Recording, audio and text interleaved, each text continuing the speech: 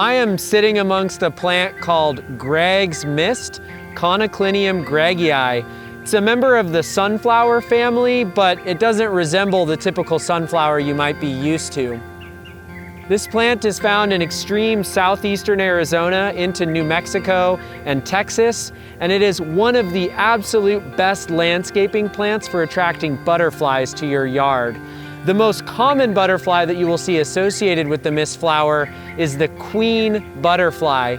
But what's kind of interesting is that 90+% of the queens that you see on this plant will actually be males. And what they are doing is, aside from getting nectar, they're taking in a chemical called intermedine, and this chemical serves as a sexual attractant as they're flying around looking for a mate.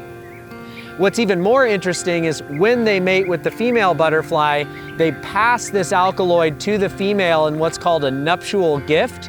And when she goes to lay her eggs, some of this alkaloid will still be in those eggs, and it makes them unpalatable to potential predators. So this plant, the Gregg's Mistflower, is really critical in the life cycle of one of our most common and prolific butterflies, the queen.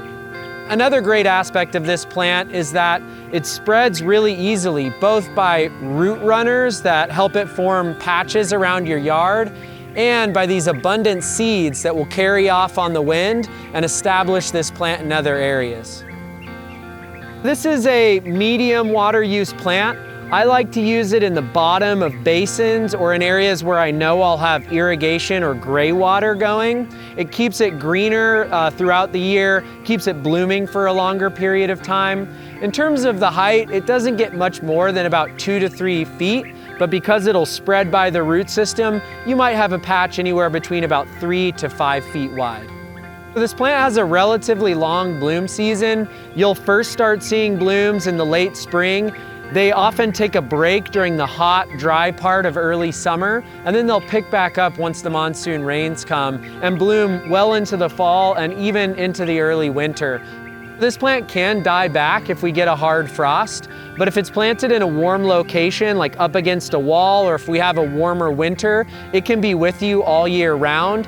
If you do get some dieback on this plant, don't worry. You can simply take your pruners, cut it back almost to the ground, and it will regrow as it warms up right from the root system. So even if this plant dies back heavily, it's not gone. It'll just come back from that perennial root system.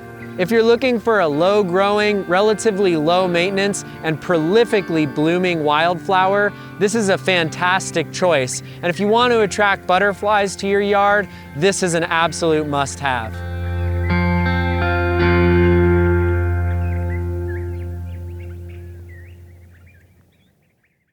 Hi, I'm Tom McNamara, host of Arizona Illustrated.